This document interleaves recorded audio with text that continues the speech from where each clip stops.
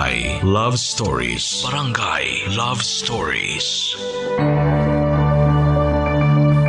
Pagkakaiba ang kapalaran ng bawat tao. May ibang siniswerte, meron din namang hindi. Madalas kapag hindi umaayon sa atin ang tadhana, napapatanong tayo kung patas ba talaga ang nasa itaas. Ikaw ka-barangay, sa estado ng buhay mo ngayon, sa tingin mo ba ay siniswerte ka o minamalas? Dear Mama Mia, paano mo nga ba masasabing nagtagumpay ka na sa buhay mo? Base ba sa dami ng iyong pera, alahas, bahay at sasakyan?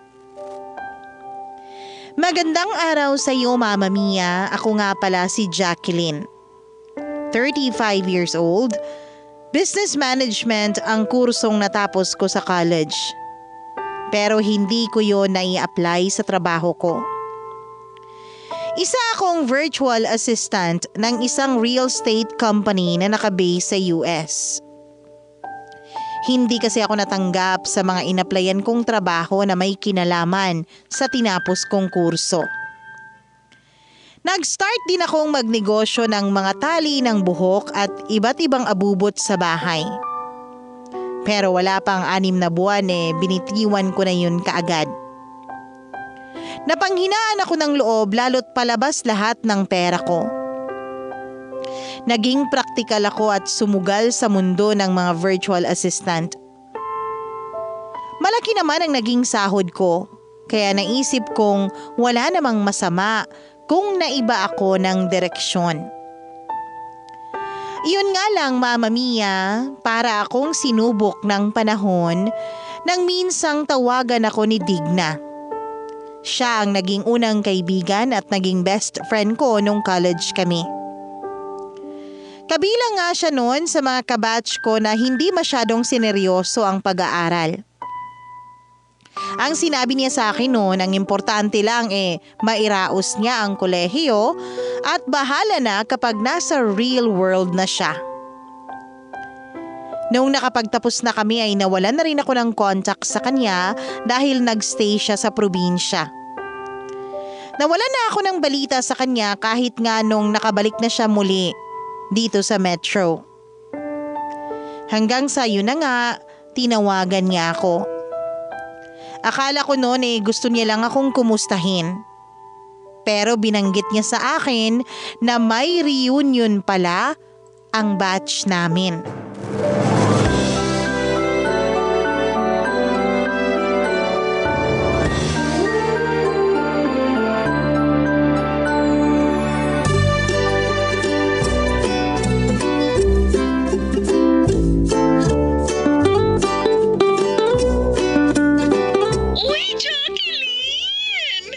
Digna?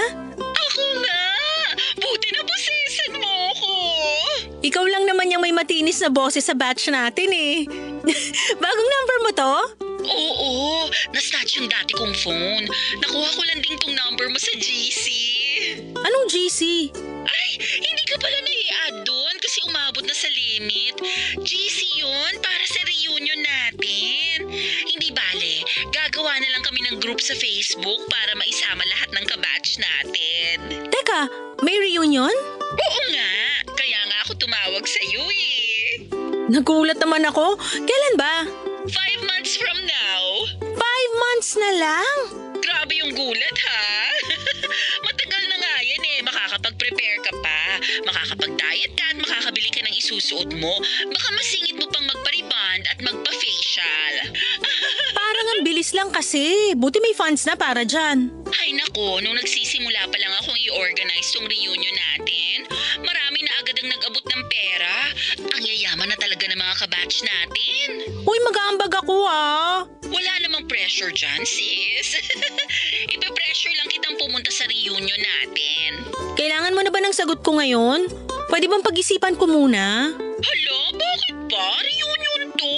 Hindi ka ba excited makita ang mga kabatch natin? Hindi ka ba interesadong malaman kung kung saan na sila napadpad ngayon? Baka kasi may biglaang ipagawa sa akin na trabaho. Nasabi nga nila sa akin na virtual assistant ka raw? Oo. Yan yung part-time na trabaho ng kasama ko sa events. Events? Ay hala, sorry. Hindi ka pala updated sa buhay ko. Events coordinator ako. Kaya nga ako ang nagpresenta na mag-organize ng reunion natin eh. Wow, balita ko malaki ang kita dyan lalo na kapag bare months. Oo naman. Karamihan nga ng mga naging unang kliyente ko, mga kabatch din natin. Buti hindi ka binarat sa bayad. Ay, sila magbabarat, malabo. Big time na kaya karamihan sa mga kabatch natin. Talaga? Mukhang wala ka na talagang update sa amin Successful na halos lahat ng kabatch natin pagdating sa mga negosyo nila. Kaya nga kinagat din nila tong reunion eh. Kinagat nila yung reunion para makapagyabang sa mga narating nila. Uy, naman. Nag-sponsor yung iba sa reunion natin para ma-promote yung mga negosyo nila. Nakakaingit naman sila. Puro negosyante na. May pinuntahan yung natapos nila sa college. Uy, bakit parang malungkot ka dyan? Hindi naman. Parang nag-aalangan tuloy akong pumunta kasi hindi nakalinya yung trabaho ko sa tinapos ko eh. Sobra ka namang man-down sa sarili mo. Totoo naman eh. Ikaw ba di ka nadadown na iba yung career mo ngayon sa tinapos mo noon? Sino nagsabi sa'yo niyan? Tinatanong ko lang since wala namang kinalaman ng event sa kurso natin. Hay nako, minsan nga lumabas tayo para ma-update kita sa buhay ko. Ha? Bakit? Anong ibig mong sabihin? Bukod sa pagiging events coordinator, negosyante rin ako. Nagpaparenta ako ng sound system at lights. Tapos may bake shop din ako. Kaya hindi na ako namumroblema sa paghahanap ng sound system, lights at cake sa mga event na hinahawakan ko. Yung sa akin na mismo ang nirerekomenda ko sa mga kliyente ko. O diba, wais?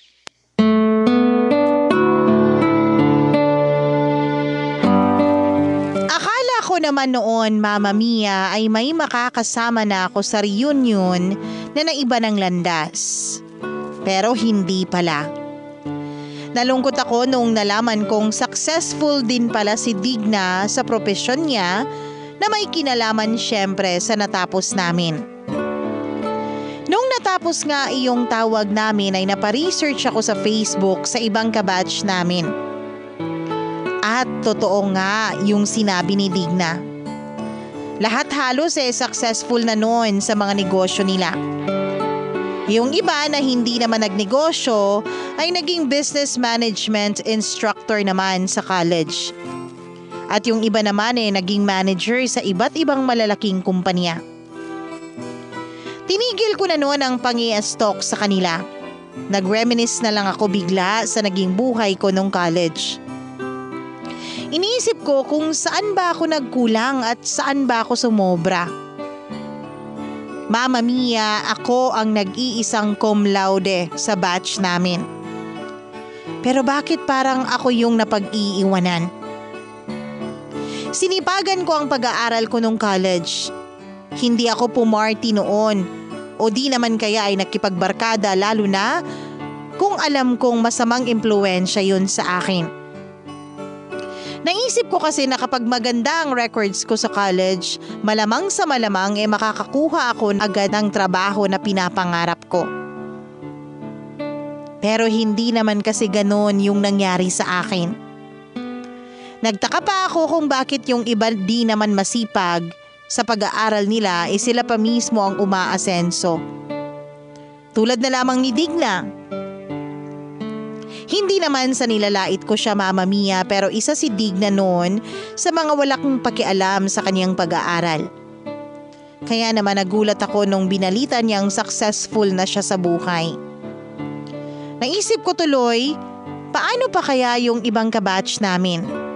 Sino pa kaya sa kanila yung mga naging successful sa pag-a-apply ng tinapos nila sa kanilang career?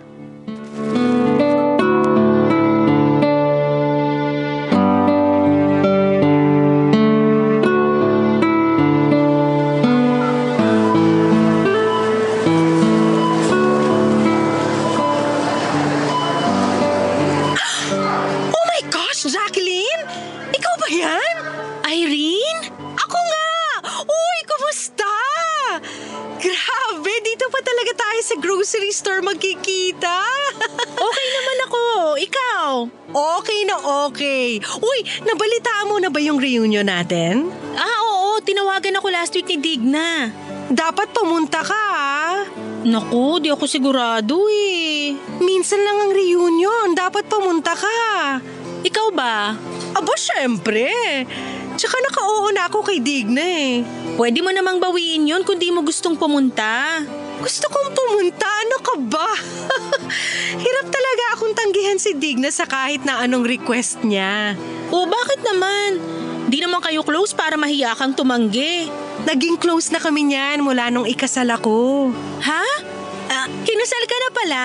Uy, sorry hindi kita na-invite. Biglaan lang kasi. Tsaka puro pamilya lang namin at super konting friends. Grabe to, ayos lang yun. Congrats pala Thank you. So paano kayo naging close ni Digna? Siya kasi yung coordinator ko.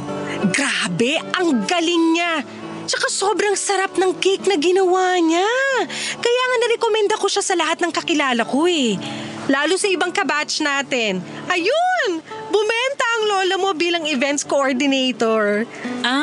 Nakwento nga niya sa akin na kliyente niya yung ibang kabatch natin. Hindi mo ba siya kinuhang coordinator sa kasal mo? Kasal? Ako? Oo.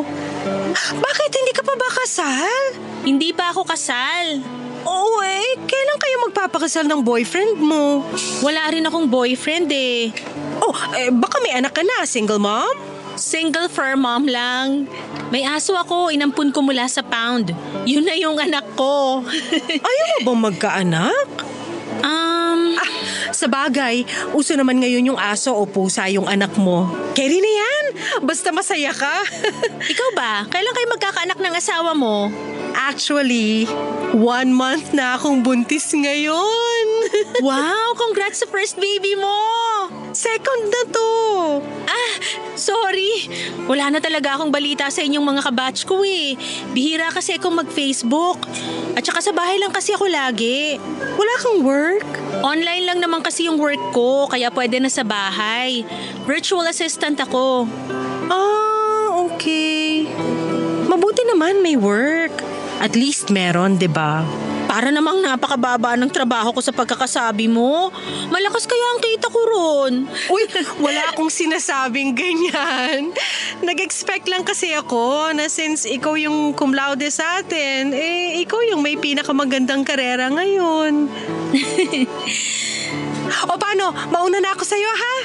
Sige, ingat ka ha. Psst! Pumunta ka sa reunion natin, ha? Para maging updated ka sa ibang narating na mga kabatch natin.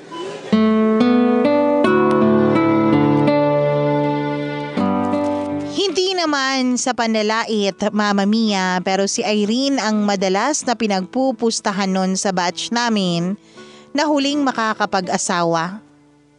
Napakataas kasi ng standards niya sa karelasyon noon, tapos siya pa naman din yung hindi kagandahan. Hindi katalinuhan at hindi rin kagandahan ng ugali. Kaya nga napakalaking sampal sa akin yung pagkikitang namin yun, Mama Mia. Hindi naman sa pagbubuhat ng bangko pero isa ako noon sa pinakamaganda at pinakamatalino sa batch namin. Kaya nga lagi nilang sinasabi sa akin na ako ang unang makakapag-asawa. Pero hindi naman yun nangyari.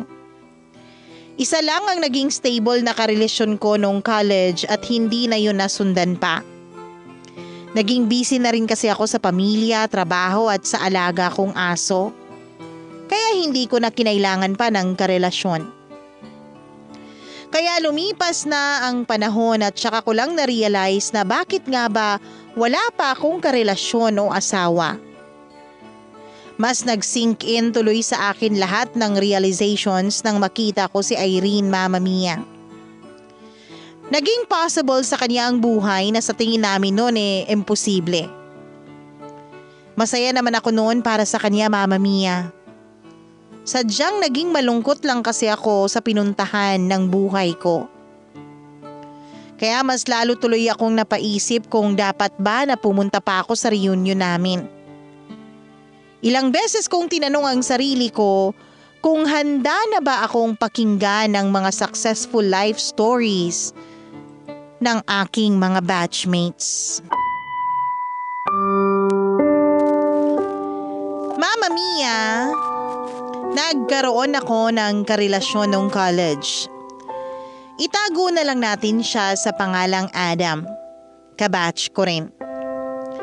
Kami noon ang ultimate love team ng batch namin. Lahat sila pinagpustahan na sa altar ang wakas naming dalawa.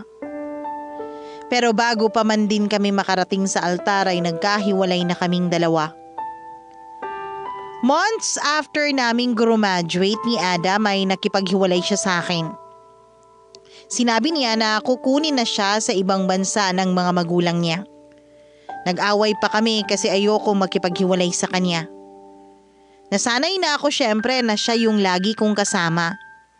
At wala na rin akong ibang nakita noon na ibang makakarelasyon kundi siya lang. Pero nagsabi na siya na hindi niya kaya ang long distance relationship. Sinabi ko sa kanya na kaya naman pero nagdesisyon siyang tapusin yung relasyon namin. Sinabi niya na mas praktikal yun para sa aming dalawa. Nasaktan ako sa desisyon niyang yun, Mama Mia. Na-trauma pa nga ako na umibig muli after sa kanya. Kaya sinubsob ko na lang ang sarili ko sa trabaho, sa pamilya at sa alaga kong aso. Nakapag-move on din naman ako kay Adam pero hindi naman ibig sabihin noon na ready na ako ulit na umibig. May mga nanligaw sa akin pero hindi ko makuhang magtiwala ulit. Inisip ko baka iwan din nila ako kapag may konting komplikasyon lang sa aming relasyon o sa pangarap nila.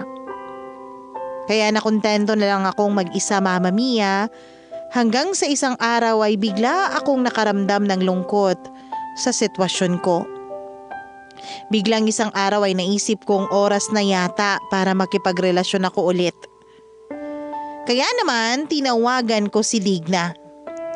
Nagpasimple ako sa kanya at nagtanong ng tungkol sa ex-boyfriend kong si Adam.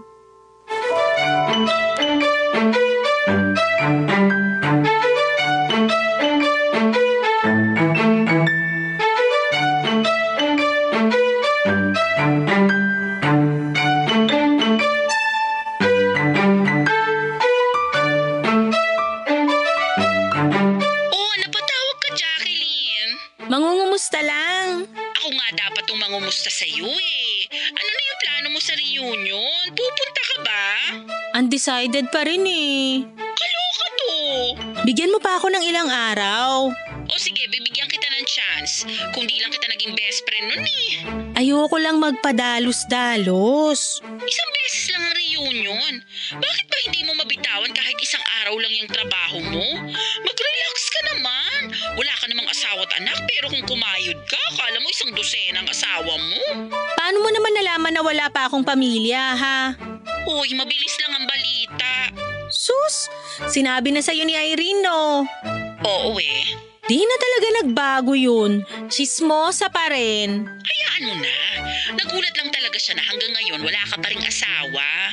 Gandang-ganda sa'yo yun dati eh. Kaya akala niya ikaw yung unang makakapag-asawa. Eh, ganun talaga.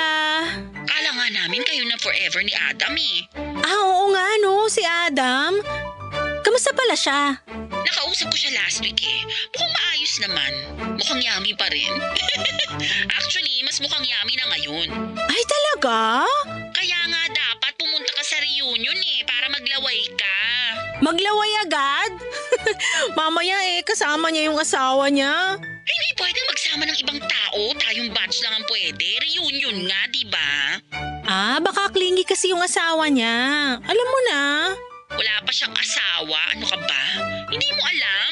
Talaga? Uy, umaasa. Uy, hindi ah. Wala namang masama. Parehas naman kayong single eh. Baka ito na yung second chance na kailangan nyo. Che, wala nang ganon. Wala na ba talaga? Oo nga. Eh baka hindi mo pa natatanong, bukod sa pagiging events coordinator ko, kupido rin ako. Marami na akong na-match sa mga kakilala ko. Gusto mo? Hoy, ano ba? Para kung nagkaigihan kayo, sa akin na kayo magpabook ng kasal. May discount. Grabe naman to. Nagtanong lang ako tungkol sa kanya, kasal agad yung naisip mo? Alam ko na kasi ang mga ganyang tanong. Pero, kung gusto mo talagang makumusta siya, di pumunta ka sa reunion natin. Ikaw na mismo ang personal na kumausap sa kanya. Gusto mo lang akong pumunta sa reunion eh. Oo rin.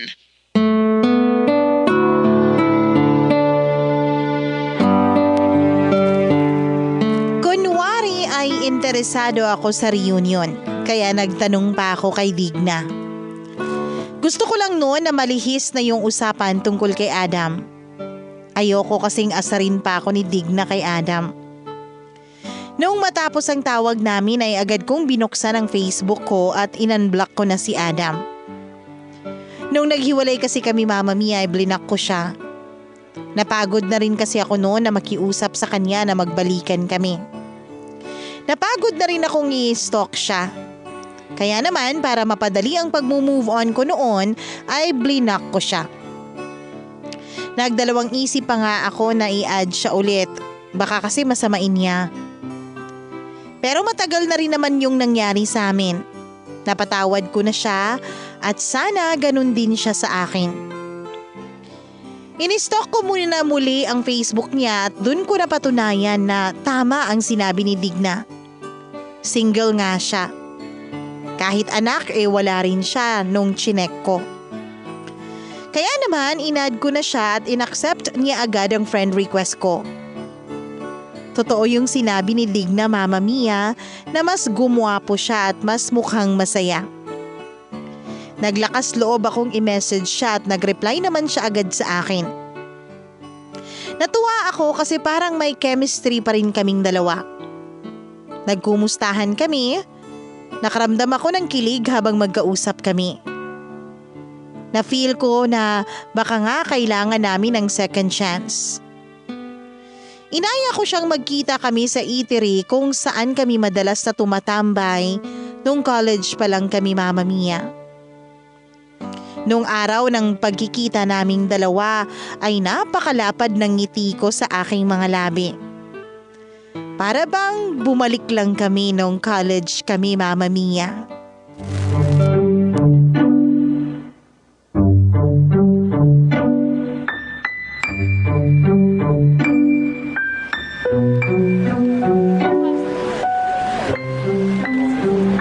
Grabe no, wala pa rin pinagbago tong kainan na to. Parang ikaw. Ha? Wala ka pa rin pinagbago. Maganda ka pa rin hanggang ngayon. Che? Namiss kitang sabihan na maganda. Namiss ko rin yun. Sa isang buong araw, 24 times mo yata akong sinasabihang maganda. Minsan nakakaumay na eh. Pero ako, di mauumay sa'yo. Charing! Hala, ayaw maniwala. Oo na, sige na. Tama na muna yung pambobola. Gusto kong malaman kung ano yung mga ganap sa buhay mo ngayon. Ganap sa buhay ko ngayon? Simple lang. Paanong simple lang? Ayun, busy sa marami kong negosyo. Marami? Oo, at lahat successful. Wow! Minsan nga gusto ko nang bitiwan yung iba para may me time naman ako. Sayang naman. Hindi naman sayang. Marami na rin naman akong pera Di ko na nga kailangan Sana all. Magaling kasi ako magpatakbo ng negosyo, kaya ang bilis lang lumago. Sa Thailand nga nakailang milk tea shops ako ron. Lahat mabenta. Wala ka man lang naluging negosyo? Sana nga meron kahit isa lang Ang weird naman na gusto mong malugi. Para naman maranasan ko maging failure. Ay hala siya. Totoo nga. Mula kasi nung nag-start ako magnegosyo, walang ibang nangyari kundi puro success. Kaya yun, marami ang naiinggit sa akin sa Thailand Dami ko tuloy nakaaway. Kaya umalis na ako ron. Paano yung mga negosyo mo? May ibang nagmamanage para sa akin. Bahala na sila ron. Kahit malugi, okay lang. Anong mga pinagkakaabalahan mo ngayon? Negosyo pa rin. Karamihan online. Mas malaki kasi ang kita tapos chill ka lang. Alam mo, sana kinuwento mo yan sa akin nung magkausap tayo sa Facebook, no? Mas maganda kasing ikwento ng personal. Sa bagay, tama rin naman. Saka Gusto ko rin sa personal na itanong sa'yo to eh. Ano yun? Noong mga panahong nagkahiwalay tayo, naalala mo pa rin ba ako? Syempre naman. Ako rin eh. Gusto sana kitang i-message pero binlock mo naman ako. Mabuti na lang at napatawad mo na ako. Matagal na rin kasi yun. Jacqueline, Oh, naniniwala ka ba sa second chance?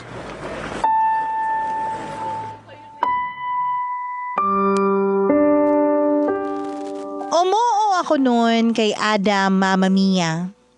Natuwa siya na pinayagan ko siyang ligawan ako ulit. Kabaliktaran naman noon ang naramdaman ko.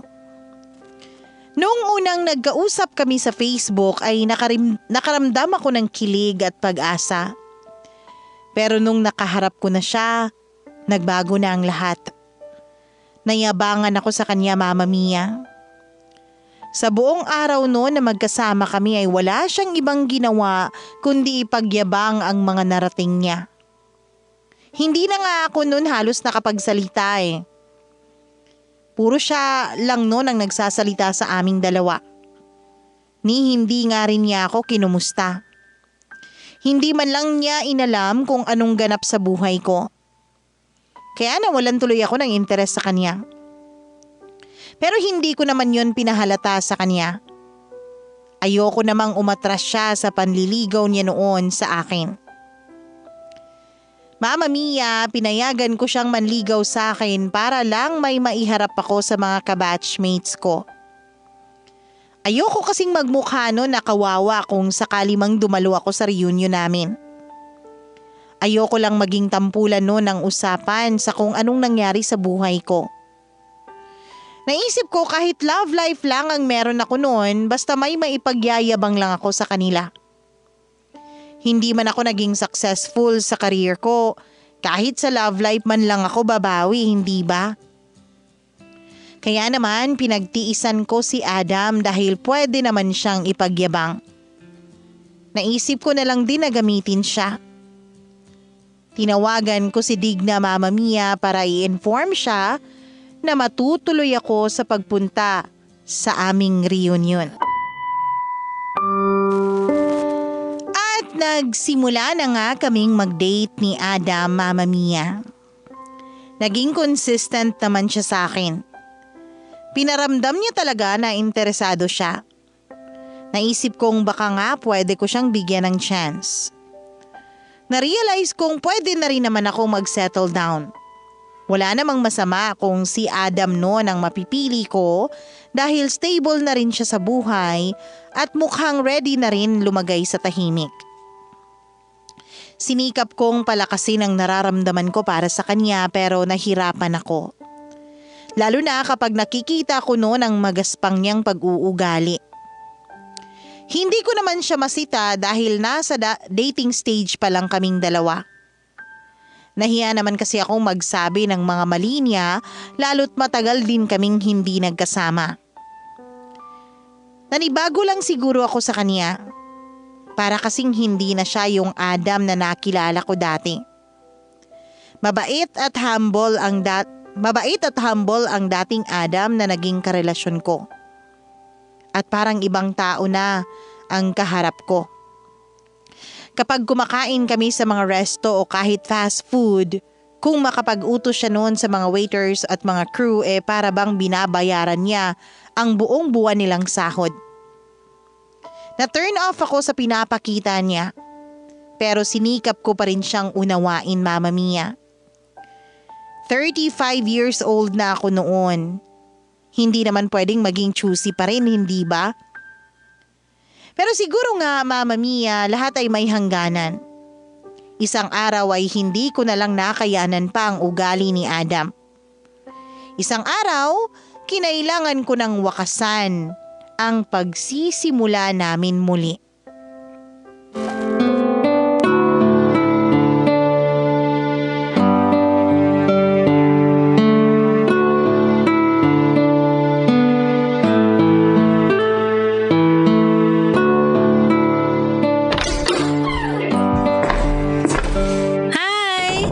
Sorry, na-late ako.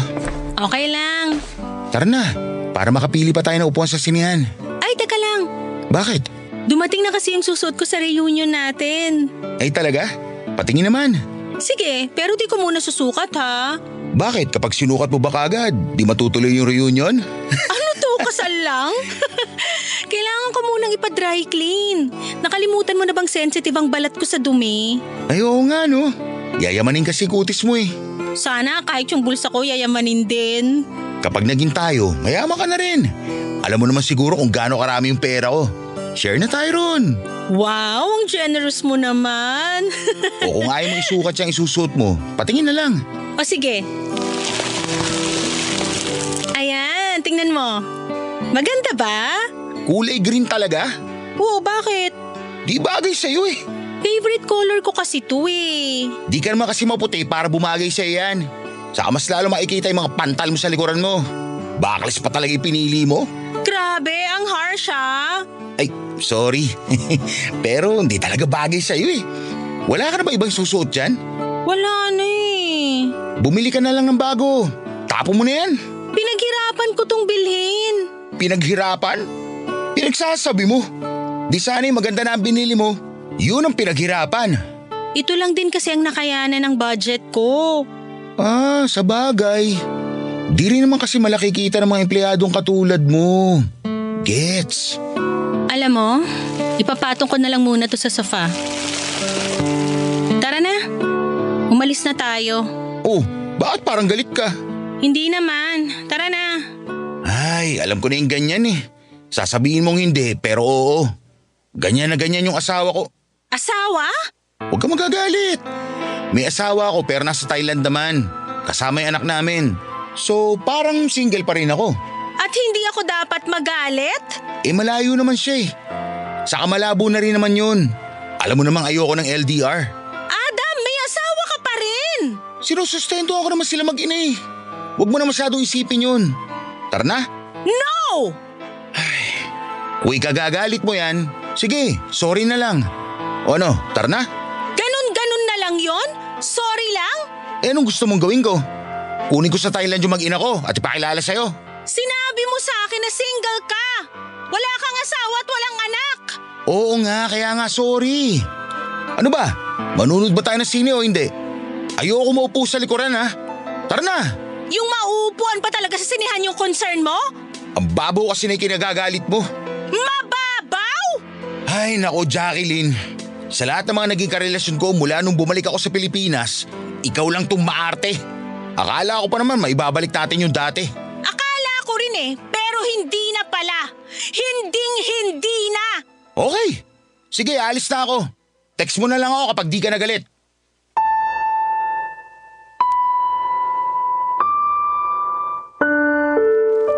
Nanginginig ako noon sa galit kay Adam.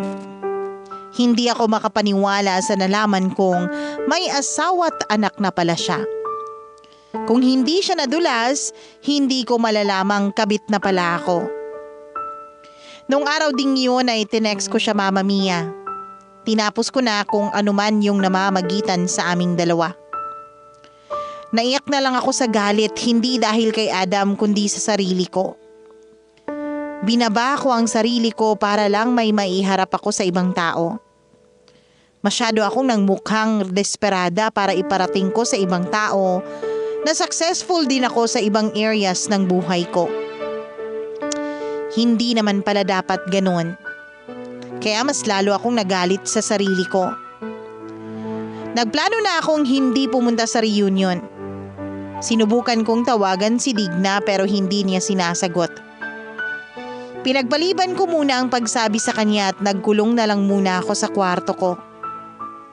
Sinubukan akong tawagan ni Adam pero hindi ko siya sinasagot. Sinabi ko sa kanya na wala na kaming dapat pang pag-usapan. At hindi niya kaagad yun tinanggap. Humingi pa siya ng isa pang chance pero sinabi ko talaga na ayoko na. Doon na siya nagalit sa akin Mama Mia. Tinext niya ako ng mga masasakit na salita. Sinabi niya na malaking tulong daw na maging boyfriend ko siya para may maiharap ako sa mga kabatch namin. Sinabi rin niya na nagmumukha lang daw akong kawawa. At magmumukha pa akong mas kawawa kung mag-isa kong pupunta sa reunion namin. Alam kong nasaktan niya ako sa mga salita niya na yun, Mama Mia. At alam ko na nasaktan ko rin ang pride niya kaya siya nakapagsalita ng ganon. Pero hindi ko rin maitatangging may katotohanan naman lahat ng sinabi niya sa akin. Sumagot pa rin ako sa kanya at sinabing kahit ano pang sabihin niya ay hindi na ako papayag na muli pa siyang bigyan ng tsansa. At doon, Mama Mia, ay tuluyan na akong nagkulong sa loob ng kwarto ko.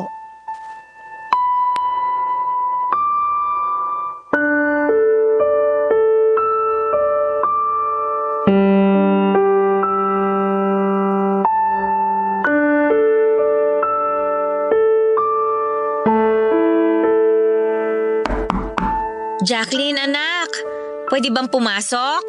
Sige po. Kanina pa ako tumatawag sa'yo para bumaba na. Halika na para makakain na tayo. Busog pa po ako. Hindi ka pa nga kumakain mula kanina eh. Paano mabubusog ka? Wala lang pong gana. May problema ka? Wala po. Hindi ako nagtatanong. Alam kong may problema ka. Wala po to, Nay. Yung isusot mo sa reunion, ako na ba maghahatid sa laundry shop?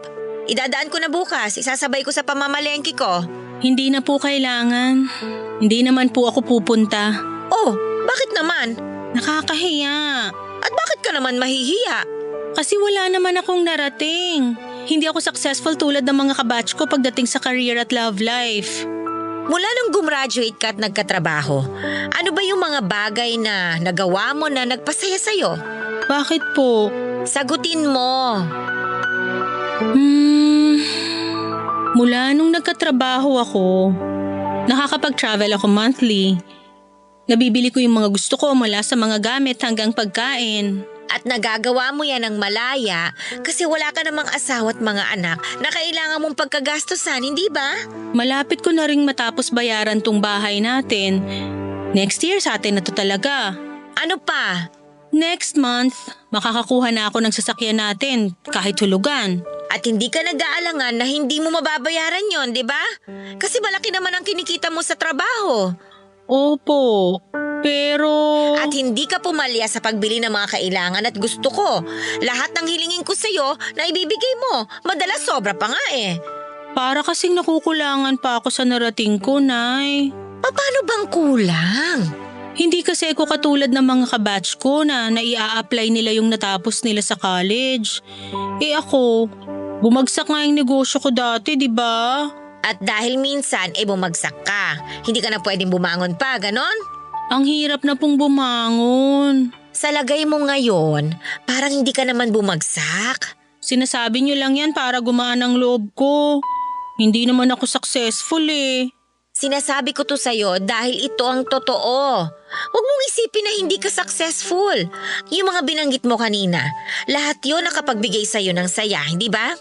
Yung makapag-travel ka, makabili ka ng gusto mo, mabili mo itong bahay, makabili ng bagong sasakyan, at maibigay lahat ng kailangan ko. Hindi pa ba yan yung definisyon ng tagumpay? Pero Nay... Hindi porkit na iba ka ng daan sa iba, hindi ka na kaagad successful. Masasabi mong successful ka kapag masaya ka sa ginagawa mo. Yun sana ang paniwalaan mo, anak.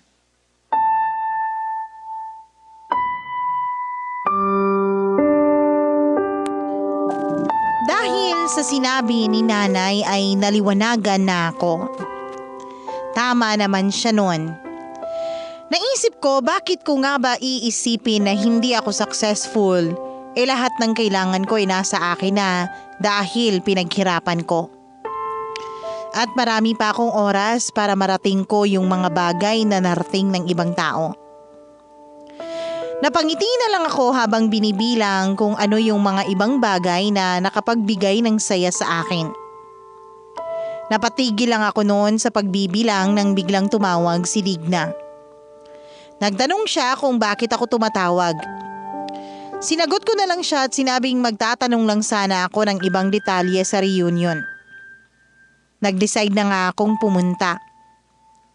Naisip ko ano ngayon kung ako lang yung di pa nakapag-practice ng tinapos namin. Naisip ko rin na wala namang masama kung pumunta ako roon na single.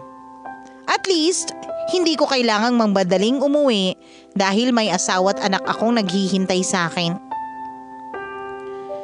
Nung sumapit ang araw ng reunion ay muli kong nakasama yung mga kabatch kong halos hindi ko na nakausap pa mula nang nagtapos kami.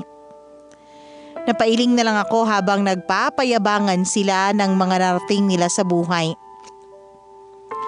Hindi na ako nakaramdam pa ng inggit dahil alam ko sa sarili kong pinaghirapan ko kung anuman yung meron sa akin.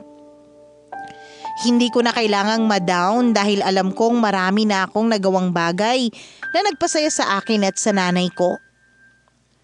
Hindi ko na yun kailangang ipangalandakan pa. Naging masaya ang reunion namin, Mama Mia, at humirit pa nga sila ng isa pang reunion after 20 years. Siniguro ko naman na pupunta ako kung magkaroon man ulit ng reunion sa aming batch. Dahil sigurado na ako sa sarili ko na sa mga susunod na araw ng buhay ko, gagawin ko ang lahat ng magpapasaya sa akin. Para sa akin, Mama Mia, yun ang sukatan ng success. Maraming salamat sa pagbabasa mo ng liham ko, Mama Mia. Hanggang dito na lang ang inyong forever kapuso at forever kabarangay, Jacqueline.